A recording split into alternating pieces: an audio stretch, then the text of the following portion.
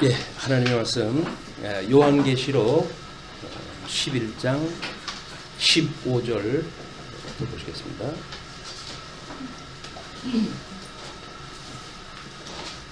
(11장 15절) 일곱째 천사가 나팔을 불매 하늘에 큰 음성들이 나서 이르되 세상 나라가 우리 주와 그의 그리스도의 나라가 되어 그가 세세토록 왕노릇 하시리로다 하니, 하나님 앞에서 자기 보좌에 앉아있던 24장로가 엎드려 얼굴을 땅에 대고 하나님께 경배하여 이르되, 감사하옵나니 옛적에도 계셨고 지금도 계신 주 하나님 곧 전능하신 이여, 친히 큰 권능을 잡으시고 왕노릇 하시도다. 이방들이 분노하며 주의 진노가 내려 죽은 자를 심판하시며 종 선지자들과 성도들과 또 작은 자든지 큰 자든지 주의 이름을 경외하는 자들에게 상 주시며 또 땅을 망하게 하는 자들을 멸망시키실 때로소이다 하더라. 이에 하늘에 있는 하나님의 성전이 열리니 그 성전 안에 하나님의 언약궤가 보이며 또 번개와 음성들과 우레와 지진과 큰 우박들이 있더라. 우리 교회에서는 교회력으로 봤을 때 12월 달을 맨 앞에다가 놓습니다. 그래서 대림절에 이어서 성탄절을 우리가 이제 지내고 그 뒤서부터 우리가 1년 교회력에 대한 의미를 이제 기리곤 합니다. 그런 의미로 보게 되면 우리 예수님이 오셨다는 이야기는 지나간 한 세대와 예수님 오신 세대 이후가 구분되어지는 거죠.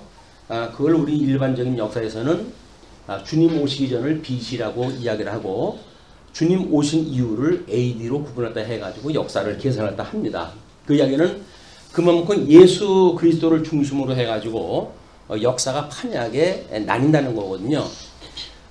그렇다고 한다면 우리 2000년 전 우리 예수님 오셨던 그날을 우리가 기억을 하면서 오늘의 의미를 본다고 하면 여전히 마찬가지라고 보여집니다. 어저께의 나와 이게 오늘이 지난 내일의 나는 또 다르다는 거예요. 맨날 뭐 하루 세 끼 먹고 하는 일 하고 그렇게 사니까 아무런 변화가 없는 것 같지만, 만약에 우리가 예수 그리스도를 진정 만난다고 한다면 우리의 삶은 변하기 마련입니다. 그 변화에 대한 것이 아마 모든 그 세상도 1년이 지나게 되면 뭔가 정리를 하고 싶어요. 뭔가 정리를 다 하고 싶어요. 윤동주라고 하는 시인이 거울이라고 하는 그 시를 쓰면서 24년 2개월 무슨 기쁨을 바라고 살았는가 뭐 이렇게 넋두리들 하더라고요. 그리고 또 얼마 가면은 또 이제 그걸 써야 될 터인데, 손바닥으로 짓고 싶고 발바닥으로 지우고 싶은 뭐 개인의 역사만 하겠습니까? 외정치하의 주권을 잃고 살아가는 민족의 서러움을 그렇게 표현하지 않았는가 이렇게 생각이 듭니다만은, 지금 우리 금년에 이런 것이 이제 소개가 됐어요. 보통 1년이 정리가 되면 대학 교수들이 모여가지고 우리 아주 유명한 그런 그 고서를 통해 가지고 단어를 갖다가 빼내요. 그래가지고 한 해의 총 결산의 의미를 갖다 부여합니다. 그 중에 오늘 이제 정자가 노노 타백편에서 선비는 뜻이 넓고 굳세어야 한다. 짐이 무겁고 길은 멀기 때문이다. 이 구절에 의해 가지고 대학 교수들이 이 가운데 임중도원을 2018년 올해의 사자성어로 선정했다고 합니다. 맡은 임무는 막중하고 그리고 갈 길을 멀다고 하는 그런 그 이야기예요. 그래서 교수들은 문재인 정부 2년차를 평가하면서 남북관계 등 정부 정책에 대한 바람을 이 말에 담았다고 한다. 문정부 첫 해의 사자성어 피사 현정이라고 작년에 정했던 이야기인데, 잘못된 것을 깨뜨리고 올바름을 구현한다라고 하는 말과 비교했을 때 기대는 여전하지만 안타까움이 묻어나는 이제 그 결정입니다. 그런데 증자는 앞에 이야기했던 것 뒤에 계속해서 이런 말을 갖다 했어요. 덕을 임무로 삼았으니 무게는 견딜만 하고 죽을 때까지 할 일이니 진전이 더디어도 괜찮다. 세상에는 말이에요. 진리를 모르는 사람들도 총재가 있는 사람들이 많습니다. 그 중에 우리 논어를 썼던 우리 공자와 그의 제자들의 이런 그 책을 보게 되면 상당히 인간살이에 모범이 되어질 만한 그런 그 이야기가 있어가지고 사람들은 이걸 아주 그 즐겨가지고 읽는 것 같아요. 고전의 의미를 갖다 부여하기도 하고. 그러니까 덕을 임무로 삼았다 그러니까 살아가는 동안에 무슨 이유로 살아가는가에 대한 문제예요. 근데 이 사람들은 덕을 자기네들의 인생에 가장 큰 임무로 삼았기 때문에 그 덕을 지키기 위해서 여러 가지 고난이 있다고 할지라도 그 짐을 견딜 만한 짐으로 여기게 되어진다는 거예요. 뿐만 아니라 죽을 때까지 그건 할 일이기 때문에 빠르다고 좋은 것도 아니고 늦은 거라고 해서 나쁜 것도 아니고 그냥 진전이 더디어도 괜찮다. 이런 여유를 가지고 인생을 살아왔어요. 진리를 모르는 사람들은 이렇게 이야기를 하는데 우리는 진리를 공부하고 그리고 거기서 우리 웨스트민스터 제1문답에서 이야기하듯이 인생의 제일 근본된 목적이 무엇이뇨? 라고 하는 질문을 딱 하죠. 우리가 왜 살아가는지 살아가는 이유가 뭔지에 대한 아주 근본적인 질문이에요. 그때 우리는 우리 하나님을 영화롭게 하고 그분만을 경외하는 것이 인생 살아가는 본분이라는 겁니다. 그리고 그로만 영원토록 즐거워하는 것입니다. 이렇게 우리한테 정답을 믿음의 선배들이 알려줬어요.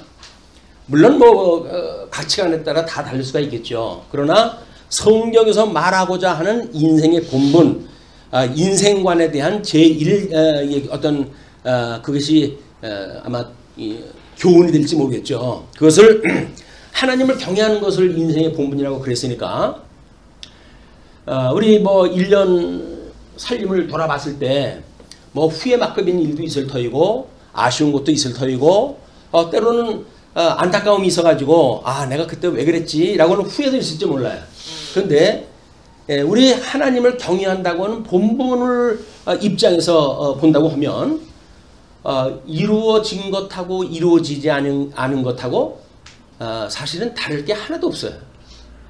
다만 우리가 하나님을 경외하는 것이 인생의 본분이라고 생각했을 때입니다.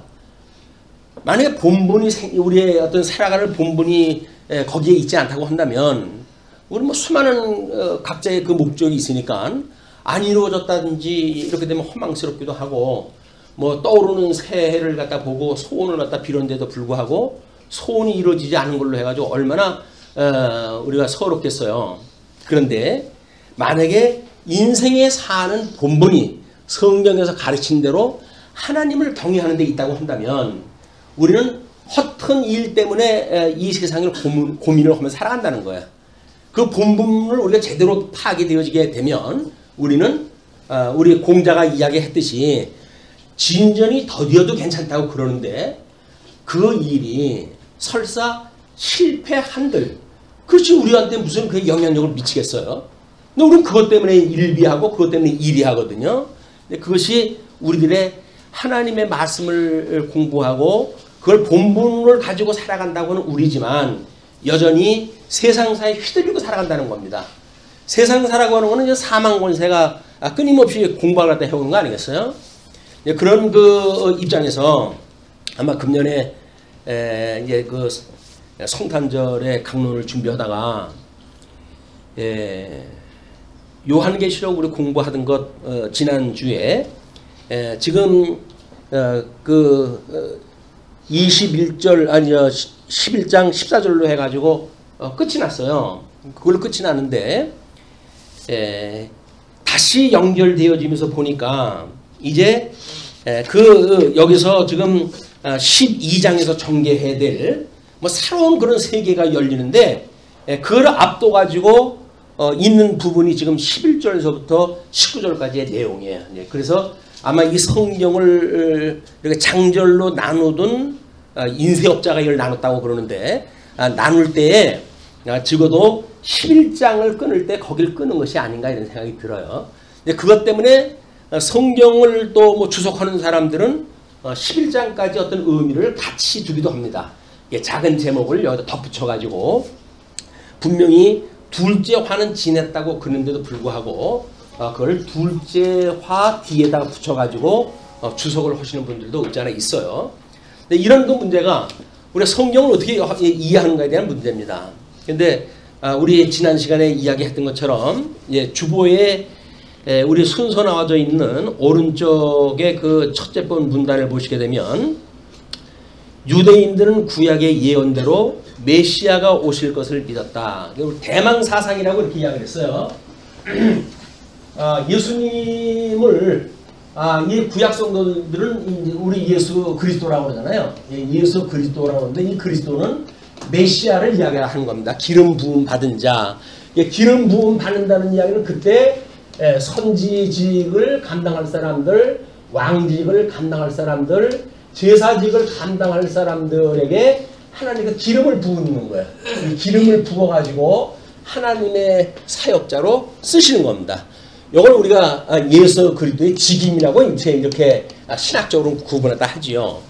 그러니까 이 기름 부음 받은 자를 하나님께서 보내신다고 구약 성경에 누누이 설명이 되어진 거예요. 그러니까 그 구약 성경대로 지금 예수님이 오셨다는 겁니다. 오늘 이제 오셨던 성탄절이 구약 성경대로 오신 이야기에 예수님에 대한 이야기예요. 그래서 우리 가나안 땅에 들어갔을 때 우리가 나라를 보통 이제 그 이스라엘 국가를 갖다 이렇게 이야기를 하죠. 하나님이 창건하시고 하나님의 나라입니다. 이 하나님의 나라를 창건하시고 그리고 궁극케 하시고 급기야 바벨론에 포로로 끌려가게 하시고 그러나 하나님께서 회복을 갖다 해주신다 라고 하는 것이 이스라엘이라고 하는 모형적 설명이에요. 이 모형적 설명 방법을 통해 가지고 우리 실체적인 예수 그리스도에 대한 회복에 대한 이야기예요. 그러면 이 회복은 아담에게 하나님께서 언약을 갖다 하셨을 때 하나님께서 아담에게 복과 나라를 갖다 주셨는데 이거를 불순종해가지고 상실하지 않았어요. 이 상실했던 거를 회복하는 것이 예수 그리스도의 사역이란 말이에요. 그래서 저 아담에게 주어졌던 거나 둘째 아담이신 예수 그리스도에 대한 이야기나 이걸 실체적이다 이렇게 구분했다 하는 거예요. 실체적이다. 그리고 이제 이스라엘의 나라를 통해 한 건 모형적으로 예표를 보여주는 역사이기 때문에 그렇습니다. 지난주에 우리가 확인한 것이 예수 그리스도는 이미 오셔서 이 제사직을 감당하시기 때문에 성전의 휘장이 갈라지고 그래서 건물이었던 성전, 이 성전은 아무 쓸데가 없는 기능적으로 보거나 계시적으로 보거나 아무런 의미가 없는 거였어요. 요거를 주 70년에 주님께서 이걸 무너뜨렸다는 거죠. 그러나 예수님이 오셔가지고 이 제사직을 감당했던 것 이때로부터의 증인의 삶을 사는 성도들이 있었는데 이 증인의 삶들을 사는 성도들을 엄청난 이 증인의 일을 감당하기 위해 가지고 고난을 받게 되어졌고 급기야 그들이 사망 권세에 맞서 가지고 싸우다가 순교의 삶을 살았을 때에 짐승의 밥이 되어졌고 때로는 온몸에 기름을 둘린 채 기름에 태워가지고 죽임을 당하는 말도 못하는 이런 그 죽음을 맛본 사람들입니다. 그러나 하나님께서 그들에게 올라오라 라고 했을 때 그 올라오라 라고 했던 그것이 하나님께서 우리한테 보여줬던 회복의 역사예요. 이게 회복의 역사. 이 회복의 역사를 통해 가지고 이제 우리 모든 증인들이었던 예수 그리스도였던 하늘나라에 가 계신 거 아닙니까? 이제 하늘에 가 계신 거예요. 이 하늘에. 그러니까 이 땅에 있던 성전은 다 무너졌지만 실질적인 성전은 지금 어디에 있다고요? 하늘에 있는 거예요. 이 하늘의 성전이 있기 때문에 하나님께서는 다음 셋째 번 화를 갖다 소개하실 때 이 성전에 하나님의 법궤가 드러나는 걸 가지고 이제 시작을 하다 하셔요. 실체적인 일입니다. 여지껏 이야기했던 거 실체적인 것.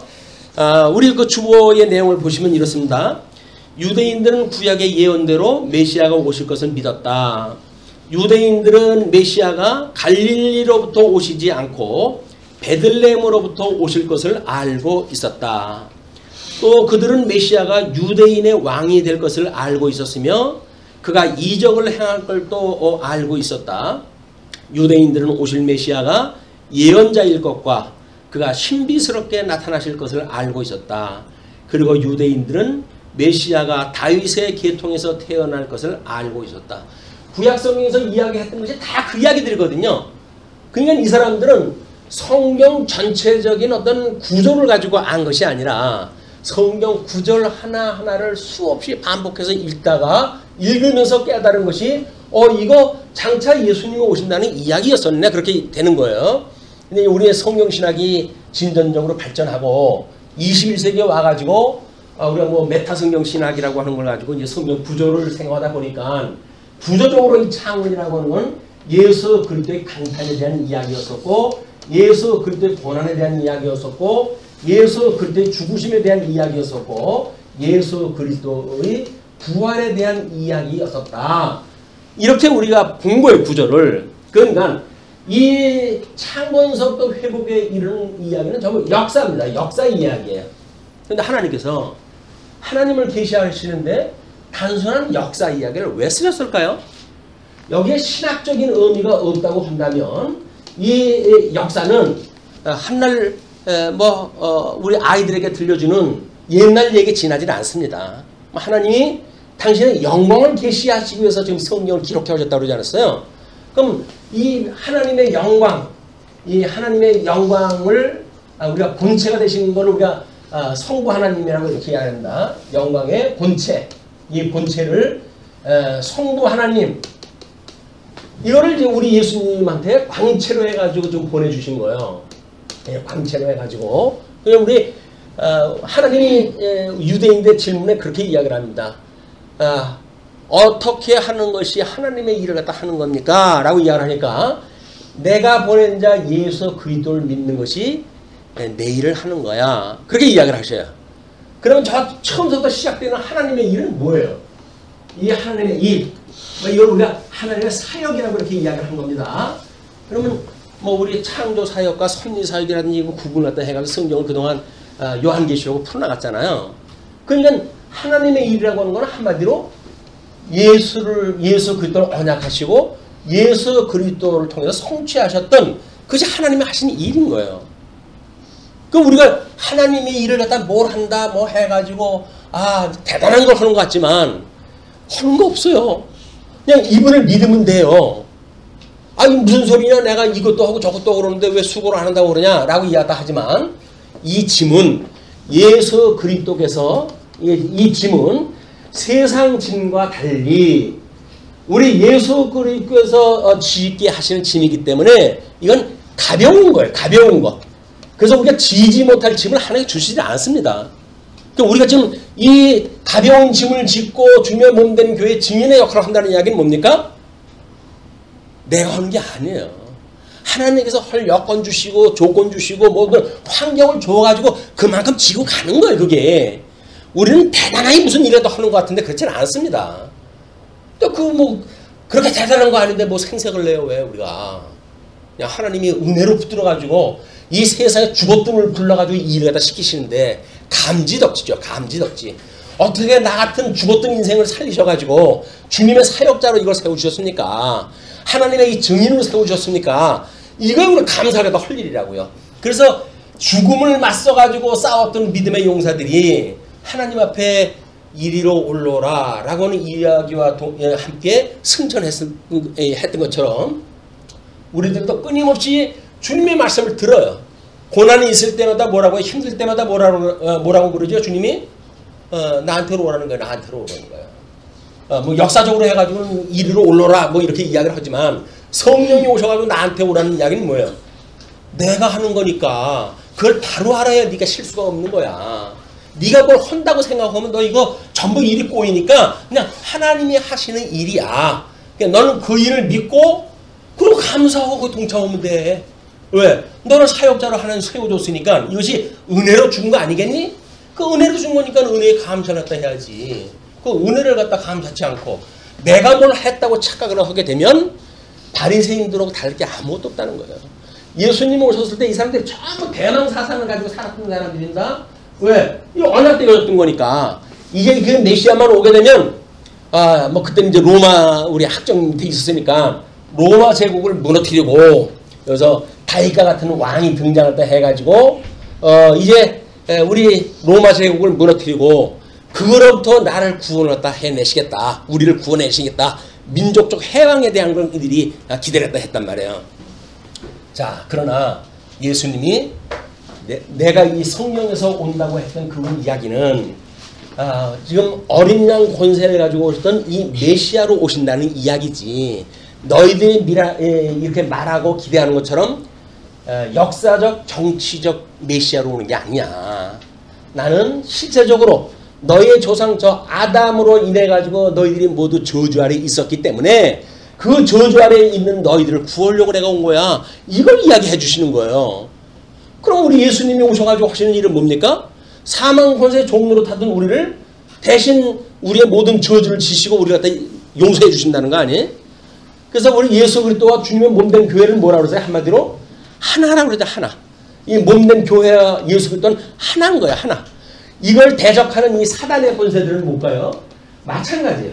옛뱀이요 마귀요 사단이라고 하는 것과 짐승 권세와 음녀 권세와 모든 짐승이 한 덩어리가 돼가지고 주님의 몸된 교회를 공격을 해오기 때문에 여기서 이 진리를 놓치게 되면 우리는 세상 권세의 밥이 돼버리고 마는 거예요. 예.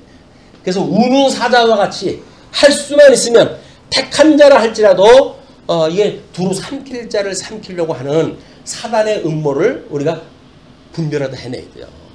이걸 놓치게 되면 그럼 우리는 세상 논리 똑같은 세상 논리로 살아가다가 이 모처럼 이 좋은 복음을 갖다 듣고 말씀을 깨달았다고 그러면서도 여전히 이쪽 삶을 산다 그러는 건 얼마나 이게 후회스러운 삶입니까? 뭐 우리가 육신의 소유를 가지고 있기 때문에 불가피한 부분이 있어요. 이거를 어떻게 보면 이제 1년을 마감하고 새로운 예수님을 만나가지고 살아가야 될 또 새해가 아닙니까? 그때를 위해 가지고 과거 청산이 필요하죠. 그걸 우리가 회개라고 이야기합니다. 회개. 하나님 앞에 끊임없이 우리 회개를 다 하는 거예요. 잘못되어진 거 회개하고 우리 주님의 은혜로 내가 새로운 피조물이 되어졌는데 아직도 철딱선이 없이 과거에 이거에 매여가지고 내가 잘못했군요. 주여 나를 용서하여 주옵소서. 예, 끊임없이 시험에 들게 하지 마시고 이 악으로부터 구원을 다 해주세요. 날로 새롭게 해주세요 라고 하는 것이 이제 2019년에 우리들이 기대할 새해예요. 새해. 그걸 가지고 이런 우리 두 증인들을 비롯한 하나님 나라 올라갔던 실제적으로 그걸 이루었던 자들을 통해 가지고 하나님께서 어떤 그 일을 다 하시는지를 이제 볼 필요가 있는 겁니다. 자, 두 번째 문단을 보시게 되면 그러나 유대인들은 고대하던 메시아를 십자가에 못 박아 죽였을 뿐 아니라 그의 신실한 증인들을 무자비하게 죽였다. 그러나 역설적으로 예수 그리스도는 유월절 어린 양으로 돌아가셨을 뿐 아니라 부활하여 참 성전임을 보이셨고 승천하심으로 참 제사장직을 감당하셨다. 승천까지 하셨다 그랬어요. 이제 이 제사직이 휘장이 갈라지고 예수님은 사실은 승천을 갖다 하심으로 해가지고 대제사장을 갖다 이제 이루신 거거든요. 그러면 이분이 승천했다는 이야기는 뭐예요? 하나님의 아들이 지금 사람의 몸을 입고 이 땅에 오신 거 아닙니까? 그걸 우리가 비하의 신분이라고 이렇게 이야기를 했죠. 이 비하하셨던 예수 그리스도가 아직도 공중 권세 잡고 지가 주인으로 털려고 하는 사단 권세를 철장 권세를 쳐서 깨트려버리고 그리고 승천하심으로 해가지고 이제는 만왕의 왕은 예수님밖에 없는 거예요. 이 만왕의 왕을 대적할 사탄도 없어요. 이미. 왜? 철장 권세로 해가지고 그 머리를 쳐버렸거든요. 그래서 이 승천하셨던 예수 그리스도께서 대관식, 이 대관식은 뭐 우리 왕위를 갖다 이어받는 그런 그 식을 갖다 이야기를 하니까 이 대관식을 통해 가지고 우리는 대주제라고 이야기하는 거예요. 대주제. 우리의 주님, 오직 한 분밖에 없는 주님, 이렇게 믿고 살아가는 것이 우리 이 예수님을 믿고 예수님이 했던 사역을 깨닫고 그리고 우리들이 살아가는 삶인 거예요. 사도행전에 보게 되면 이제 뭐 우리 그 시편 2편에 대한 그 내용을 가지고 그 증인들이 얼마나 많은 탄압을 받고 있습니까? 그때 기도하기를 뭐라 그러죠? 대주제여 이를 하감하시옵고. 지금 우리를 에워싸고 있는 저 대적들, 증인을 갖다가 공격을 갖다 하고 있는, 사방으로 우겨쌈을 당하고 사방으로 해가지고 함정을 파놓고 이래가지고 증인들을 갖다 괴롭히고 있는 이 세력들을 하나님께서 하감하시옵고 우리를 이거로부터 구원을 얻게 해주소서. 이거로부터 구원을 얻게 해주세요. 사방으로 얻어 피할 길이 없어요. 우리가 인생이 여기서 피할 길이 없어요. 뭐 여기서 뭐 우리들이 가지고 있는 모든 영역이 다 그렇습니다. 사회적인 영역, 경제적인 영역, 정치적인 영역, 그거를 내가 스스로 뭐 돌파를 갖다 해가 나갈 방법이 없는 거예요. 왜? 우리는 한낱 피조물에 지나지 않거든요. 하나님이 지었던 이 세계를 갖다 모른다고 한다면 우리는 기고만장할 수가 있겠죠. 뭐 지금도 이 자연과학자들은 나름대로 자기네들이 대단한 것처럼 생각을 하지만 넷째 날 이후의 세계는 알지도 못하는 인생들이에요. 넷째 날 그 위의 세계는 알지도 못하는 인간들이에요. 그런데도 불구하고 자기네들이 가지고 있는 정보를 갖다 보니까 제일 잘 나간다잖아요. 맨 박사들 뭐 이렇게 자기네들이 전부 뭐 제도 만들어가지고 너 박사해, 너 박사해 하고 박사 주니까 그게 전문가라는 거예요. 그런데 넷째 날 그 이전의 세계를 모르는 사람들이 알면 뭘 알겠어요. 자연세계 현상을 안다는 이야기죠.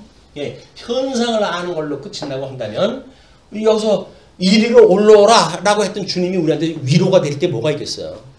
우리한테 이리로 올라오라고 하는 그 이야기는 넷째 날 그 이후에 만들었던 세계로부터 그 이상의 세계를 내가 너한테 보여줄게, 그 이야기거든요. 네, 그런 어떤 생각을 가지시고 한번 세 번째 문단을 보시죠. 지금도 승천하신 그리스도께서는 하나님 보좌 우편에서 만사와 만물을 통치하시는 만왕의 왕이시다. 대주제가 되기 때문에 대주제가 되시어 그의 몸된 교회를 복 있는 당신의 형상을 담도록 증인을 삼아 생육하고 번성케 하신다. 또 땅끝까지 이르러 증인을 삼아 세상을 정복케 하신다.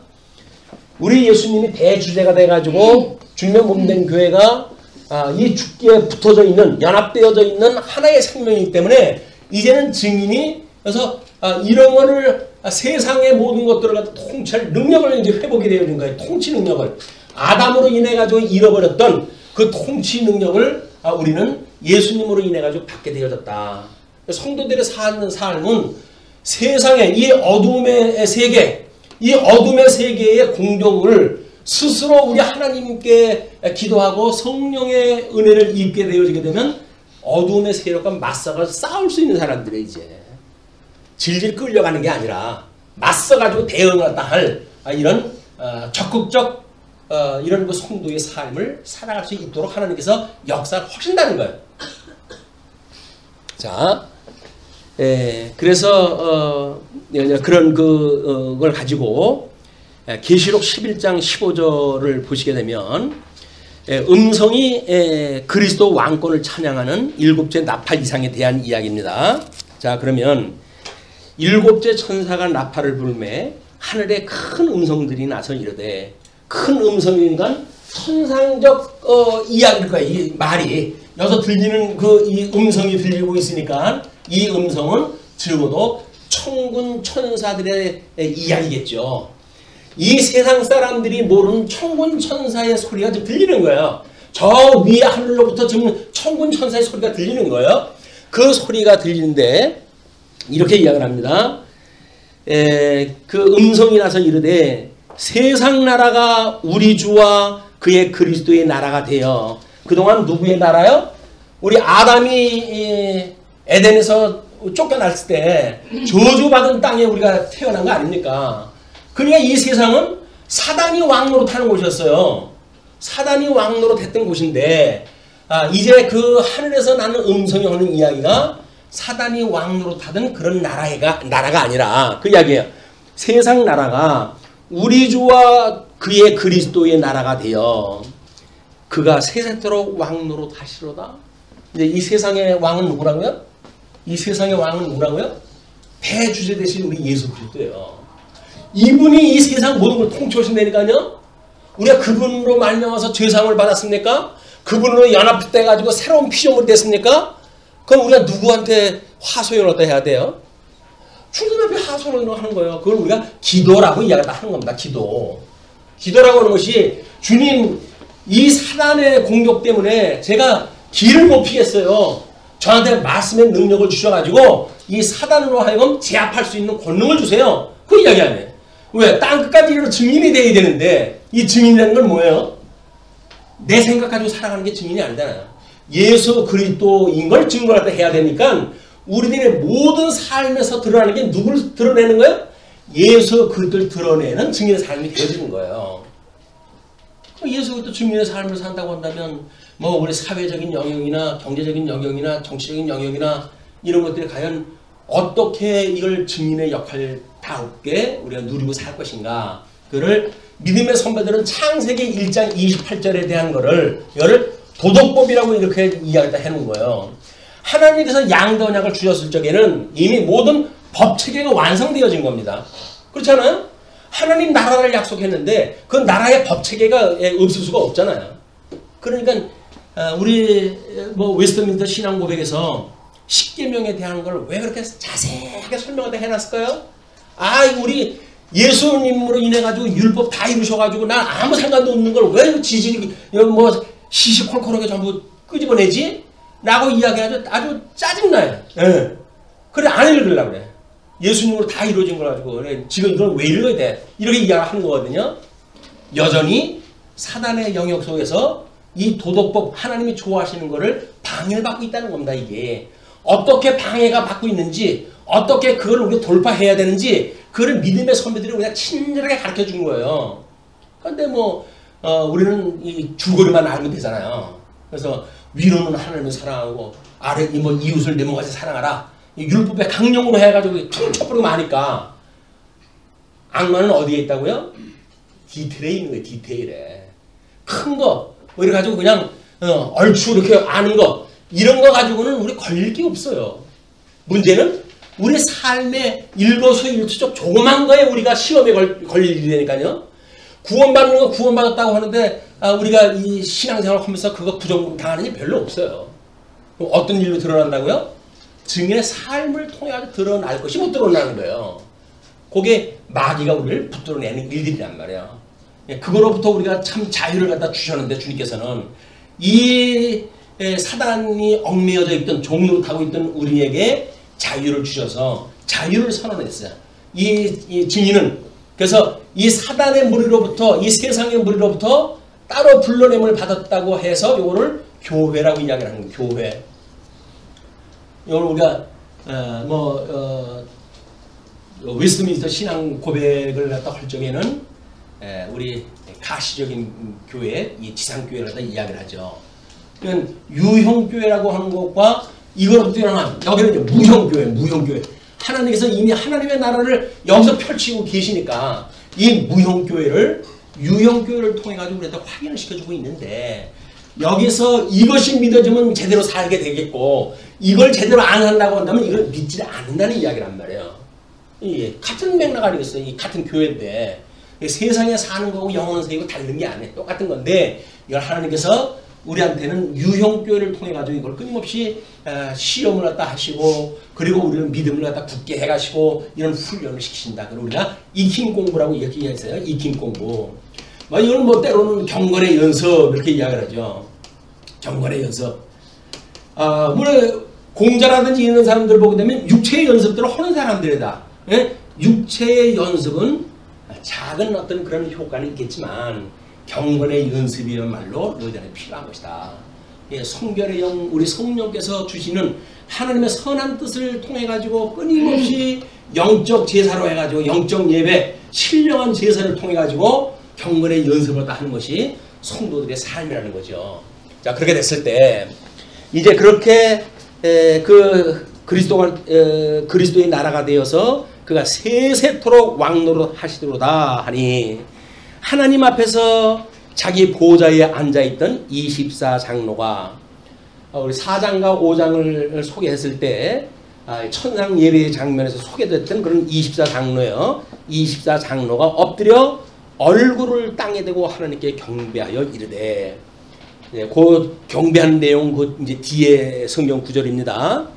거기서 감사하옵나니 옛적에도 계셨고 지금도 계신 주 하나님, 우리 1장이나 우리 천상 예배를 다 드렸을 적에는 이제도 계셨고 지금 뭐 우리 여기서 설명하는 거와 다르게 옛적에도 계셨고 지금도 계시고 장차 오실 주님이시라고 이렇게 표현하다 했잖아요. 장차 오실 주님이 표현이 없어요. 여기는 그 이야기는 뭐예요? 이미 이 대간식을 마치시고 하나님께서는 대주제가 돼가지고 이 교회를 통치하시는 분이 오신 거예요. 그러니까 이 초림 예수만이 아니라 이 부활 승천하시고 그리고 성령으로 이 땅에 보내주셔가지고 성령이 오셨잖아요. 이것이 그리스도의 영으로 오신 거예요. 이분이 지금 우리한테 감동을 주시게 되면 이 통치를 가능하게 하신 거란 말이에요. 그게 성령의 역사인 거예요. 이거 뭐 이상한 뭐 소리하고 뭐 이상한 그 짓하고 그러는 것이 성령의 충만함을 받는 것이 아니라 정말 예수의 영으로 이 땅에 오셔가지고 이 땅의 증인으로 살아갈 수 있도록 사도행전에서 뭐라고 약속을 했다고요? 예? 성령이 오시게 되면 너희들이 권능을 받고, 권능을 받고, 그리고 예루살렘과 온 유대와 사마리아와 땅끝까지 이르러 나의 증인이 되리라. 약속한 대로 지금 이 약속이 진행되고 있단 말이에요. 성령이 오셔가지고. 그러니까 우리는 이미 권능, 하나님의 권능을 위임받은 거예요. 대주제가 되신 우리 그 주님의 권능을 우리가 위임받은 거예요. 이걸 모르게 되면 우리는 그 권능을 받았음에도 불구하고 뭘 갖다 해야 된다고요? 여기 종로로 다시 머리를 뒤밀고 들어가는다니까요. 여기다가 다시 머리를 뒤밀고 나 좀 잡아먹수 하고 그래가지고 여기 머리를 갖다 집어넣는다고 한다면 체면 그런 체면이 없죠. 적어도 우리가 성도라고 한다면 사단의 밥이 될 수는 없잖아요. 이건 예수님께서 머리를 쳐가지고 죽인 건데 우리가 그거를 우리 또한 발로 밟을 만한 권세가 있다. 끊임없이 성령의 권능을 받고 우리가 통치를 하고자 하는 이런 기도가 필요하다. 그런 이야기입니다. 자, 그러면서 그 감사하옵나니 옛적에도 계셨고 지금도 계신 주 하나님 곧 전능하신 이여. 전능하시다는 이야기는 창세기 1장을 설명했을 때 썼던 용어들이에요. 이제 전능하신 하나님, 만사를 창조하시는 하나님, 그런 그 이야기입니다. 그 전능하신 이여 친히 큰 권능을 잡으시고 왕노릇 하시도다. 우리 주님이 왕노릇 한대요. 우리가 사랑하는 예수님이 왕이시래요. 왕태자 아들이십니까? 네? 우리 예수님의 왕태자 아들이 되신 거예요? 네, 그 왕가의 공주님들로 되신 겁니까? 세상에 뭘 우리가 생각으로 하면서 살아가야 될까요? 적어도 우리가 하나님 나라의 왕이라는 이야기는 유치원 다니는 아이들에게만 나는 왕, 나는 왕, 나는 왕자다 이거 가르치는 게 아니라 나는 공, 나는 공, 나는 공주다 이렇게 가르치는 게 아니라 내가 공주다, 내가 공주다, 내가 왕자다, 내가 왕자다 이걸 확인하다 하는 게 필요한 거예요. 아니 꼬맹이들한테는 뭐 나는 왕, 나는 왕 이거 무슨 뜻인지 몰라 이걸 공부하다 하죠. 찬송을 부르고 우리가 진짜 왕자인 거예요. 누구의? 만왕의 왕 대신 예수 그리스도의 우리가 이 지체를 와가지고 왕노릇을 다 합니다 이게.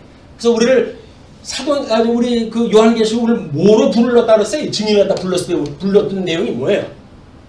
나라와 제사장으로 된 나라와 이 나라와 제사장으로.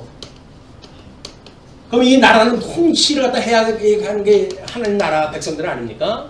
그리고 제사장으로 해가지고 하나님과 원수 되어졌던 자들에게 복음을 증거해가지고 하나님과 화목하게 하시는 일을 감당하는 것 이게 복음의 증인의 삶인 거예요. 우리들이 해야 될 일은 다른 거 없어요. 이제 예수를 그리스도로 믿고 하나님께 살아가게 하는 환경을 따라 그냥 살아가면 되는 거예요. 내가 그렇게 뭔가 개척을 갖다 하고 뭔가 주도를 갖다 하고 이렇게 해서 되어져 간 것 같지만 그 일을 10분 돌이켜 보게 되면 아, 만사가 하나님의 은혜로구나 이걸 깨닫게 됐을 때 우리 쉼을 얻게 되어지는 거예요. 내가 여전히 지어야 된다고 한다면 우리 물에 빠진 사람 건져내면 어떻게 한다고요? 보따리 내로라고 하듯이 죽었던 우리를 기껏 살려놨더니 자꾸 뭘 달라는 거예요. 자꾸 뭘 달라는 거예요. 그리고 주님께서는 필요한 거 너들 뭘 원하는 거 내가 다 알아.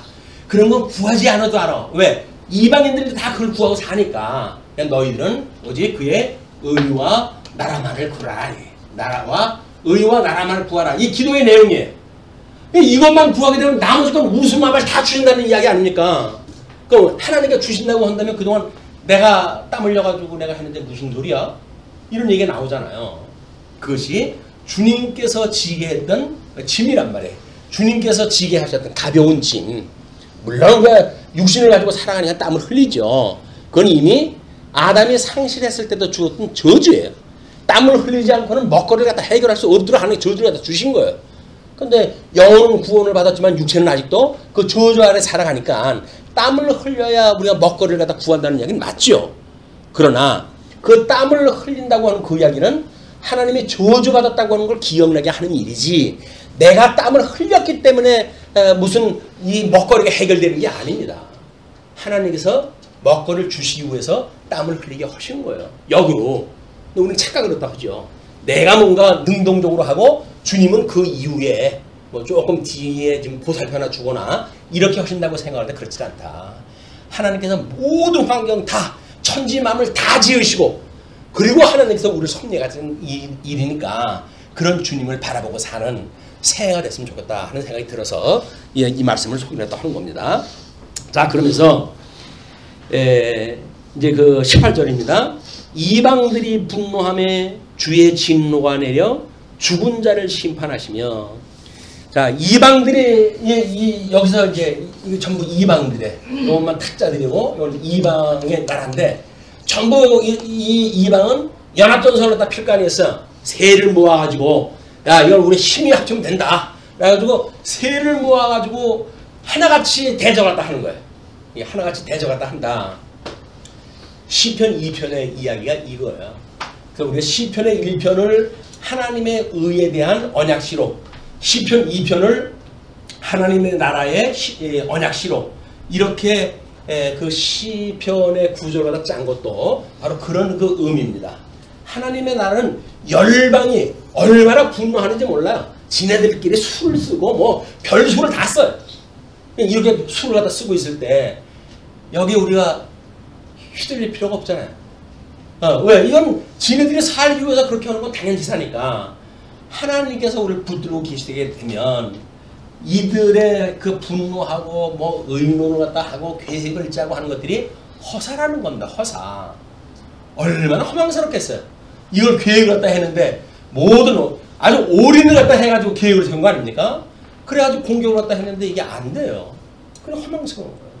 힘을 써도 안 되고 아무 능력도 아무것도 안 돼. 근데 우리 성도들은 오히려 하나님께서 권능을 주심으로 해가지고 이들이 이렇게 할 때 하나님을 보고 구하는 거예요. 대주제가 되신 우리 주님, 우리를 이걸 하감하시옵고 우리를 저들이 지금 에워싸고 있나이다. 이것만 고소를 갖다 하면 돼요. 저들이 지금 에워싸고 있나이다. 이 어려운 지금에서 나를 건져내옵소서. 우리를 시험에 들게 하지 마시고 악에서 구하여 주옵소서 라고 하는 것이 우리들의 기도란 말이에요. 근데 뭐 기도가 어떤 내용인지 우리가 의미를 알아야 그걸 구하게 되어지니까 이런 영적 예배에 필요한 이런 기도가 여기서 지금 이야기를 하는 겁니다. 그러면서 그 주의 진노, 이 진노가 이쪽에 이 이방들의 사망 권세들로 해가지고 되어져 있는 이거를 성경에서는 죽은 자들이라고 이렇게 이야기를 해요. 예수님께서 자기의 그 제자들을 부르실 때에도 어떤 제자가 너 나를 따르라 그랬더니 우리 아버지가 돌아가셨는데요. 장사를 지내고 따르겠습니까? 예, 따르겠습니다. 라고 이야기를 했더니 뭐라 그래요? 죽은 자는 죽은 자에게 맡기고 너는 나를 따르라. 그렇게 이야기를 해요. 그 이야기는 뭐예요? 우리가 살아있으나 영으로 죽어져 있다. 그 이야기예요. 여기는 전부 살아있는 사람들 다 꿈틀고 사대니까요. 뭐 영화로 보게 되면 좀비 같은 사람들이지. 영이 죽어버린 사람들이니까. 근데 그런 사람들이 죽어져 있는지를 모르고 지금 이 계획을 세울 거 아닙니까? 근데 그런 자들에 대하여 그 이야기예요. 이제 그 진노가 내려 죽은 자를 심판하시며, 이게 첫 번째 하나님 하시는 일이에요. 그 대적자들을 하나님께 다 심판하다 하시고, 종 선지자들과 성도들과 또 작은 자든지 큰 자든지 주의 이름을 경외하는 자들에게 상 주시며, 우리 이렇게 살아가는 주를 예수 그리스도를 믿는 사람들에게 하나님께 상을 주신다는 거예요. 물론 그것이 이기는 자라고 하는 어떤 한정되어진 거지만 이기는 자들에게 하나님의 상을 주신다는 거예요. 누구에게? 택한 자에게. 이것이 7장에서 이야기하게 되는 힘옷 입은 무리들이 하나님 그 성전으로 나가는 모습이에요. 여기서는 하나님의 그런 걸 인해 가지고 자기를 부인하고 끊임없이 자기를 죽이고 이렇게 살아가는 증인의 삶이란 말이에요. 내 거를 위해서 내 주장만 살아가는 삶이 아니라 나를 부정하고 오직 그리스도만 우리가 인정을 하고 주님의 뜻이면 이러기도 하고 저러기도 할게요 라고 이야기하는 것이 믿음의 일이에요. 그걸 뭐 우리가 판단을 갖다 해가지고 이렇게 하고 저렇게 하는 게 아닙니다. 그건 예수를 믿는 게 아니죠. 나를 믿는 거지. 예수를 믿는다는 이야기는 뭐예요? 주님께서 이렇게 하시는군요 라고 우리 고백을 하는 거예요. 근데 주님께서 그렇게 하시는데 내가 뭘 한다고 생각이 드니까 여기서 이 짐이 실로 무거운 짐이 되는 거예요. 너무 무거운 거예요. 주님께서 그 무거운 짐 진짜 나한테 전부 와라. 내가 가볍게 해줄게. 그랬더니 기껏 주님한테 와가지고는 세상 짐을 그대로 지고 따라가요. 그거 내려놓으라니까 그래도 주님 염치가 있지. 어떻게 이것까지 내려놓습니까? 그걸 물에서 건져준 어떤 노파를 가지고 예를 들어서 설명을 하잖아요. 지나가던 사람 짐을 지고 지나가는 노파를 그 우마차로 이렇게 가다가 여기 타세요. 그래서 술에 탔어요. 그랬더니 짐을 안 내려놓는 거예요. 이걸 계속 이기고 있어요. 짐도 내려놓으세요. 그랬더니 태워준 것만도 고마운데 어떻게 짐까지 내려놔? 짐이 자기가 이기고 있으나 술에 실려져 있는 건데 똑같은 거지. 그게 그냥 머리에서 내려놓으면 그게 짐이 2배가 되나요? 아니잖아요. 근데 그게 노파의 이야기니까 우리가 웃으면서 그 얘기를 하지만 실상은 누구의 이야기라고요? 우리들의 이야기. 주님께서 무거운 짐지자들 다 내게로 오라. 내가 널 쉬게 하겠다고 이야기를 하는데 은혜를 깨달은 자들에게 하나님께 이 은혜를 깨달은 자에게 뭘 갖다 주십니까? 평강을 주는 거예요. 평강을. 심령의 평강이라고 하는 건 은혜를 깨달은 자들의 몫이에요. 근데 이 짐을 갖다 지고 있으면 무슨 평강을 누립니까? 평강을 누릴 수가 없지. 그냥 우리 주님 앞에 내가 너를 갖다 쉬게 할게. 너무 그 마음에 부담 같지만 내가 너 짐지고 있어. 너는 쉬어. 그냥 쉬어. 내 안에서 넌 쉬어. 그걸 우리가 안식이라고 합니다. 안식. 주님 안에서 우리가 쉼을 갖다 얻는 걸 안식이라고 그러는 거예요. 안식이 뭐 주일날을 지키는 게 안식이다 뭐다 이런 개념이 아니라 예수 그리스도 안에서 우리가 이 세상의 모든 고난사를 이기고 편해질 수 있는, 그것도 어린아이가 이 엄마 품에서 젖꼭지에 젖을 갖다 띄는 그런 배부른 상태에서 깊은 잠을 갖다 자는 그런 그 모습, 그걸 안식의 모습으로 소개를 갖다 하고 있잖아요. 우리에게 일용할 양식이 우리한테 배부른 양식이 되어진다고 한다면 우리는 이제 예수님 품에 안겨서 쉴 수가 있는 거예요. 왜 쉴 수가 없어요? 말씀이 없으니까. 말씀이 없어요. 그러니까 안 되는 거죠. 말씀 일용할 양식을 먹어야 되는데 어린아기가 젖을 갖다 먹듯이 우리 양식을 먹어야 되는데 양식을 먹지 못하니까는 주님 안에서 안식을 못 누리는 거야. 여전히 세상 짐을 지고 그냥 땀을 흘려가면서 뭐 그걸 조금 좀 잘하면 다른 사람 앞에 폼 잡고 조금 안 되면 코가 빠져가지고 그냥 기가 죽고 이렇게 살아가는 게 우리 인생이란 말이에요. 우리 주님의 은혜가 어떠한지 깨닫고 그래서 우리가 주시는 그 평강으로 심령의 평강을 누리는 안식의 성도, 그래서 이 안식함으로 해서 비로소 하나님과의 관계가 이루어지는 이게 넷째 계명 아닙니까? 이 넷째 계명은 1계명에서 3계명의 삼위일체 하나님에 대한 교통이 가능해지는 방법이 안식이거든요. 이런 방법을 하나님께 주신다. 자, 그렇게 하시고 그러면서 세 번째, 또 땅을 망하게 하는 자들을 멸망시킬 때로소이다. 심판하실 때가 됐다. 그러니까 주님께서 요걸 이제 우리 7째 나팔 재앙이 끝나고 7 대접 재앙을 통해 가지고 성취를 갖다 해 가셔요. 자, 이에 하늘에 있는 하나님의 성전이 열리니 성전 안에 하나님의 언약궤가 보이며 또 번개와 음성들과 우레와 지진과 큰 우박이 있더라.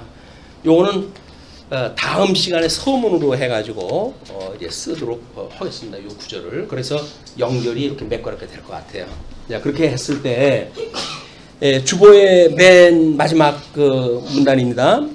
초대교회 성도들은 아람어인 마라나타를 고백해 왔다. 이는 주여 오시옵소서라는 신앙 고백이다. 이미 이루어진 사건으로 표현되는 주님께서 이미 오셨다와 아직 이루어지지 않은 사건에 대한 소망이 담긴 주여 오시옵소서라는 두 가지 의미가 담겼다고 한다. 이건 요한계시록의 이제 제일 끝에 22장 20절로 21절 가게 되면 예수님께서 다 이루었다고 선언을 갖다 하셔요. 이 지상사역을 완성했을 때 다 이루었다고 요한복음에서 이야기했죠. 그리고 이 증인의 삶을 우리한테 이렇게 주셨잖아요. 그리고 요한계시록 22장 가게 되면 다 이뤘다. 주님께서 천상사역을 다 이뤘다는 거야. 그렇게 했을 때 다 이뤘는데 뭘 오시겠어요?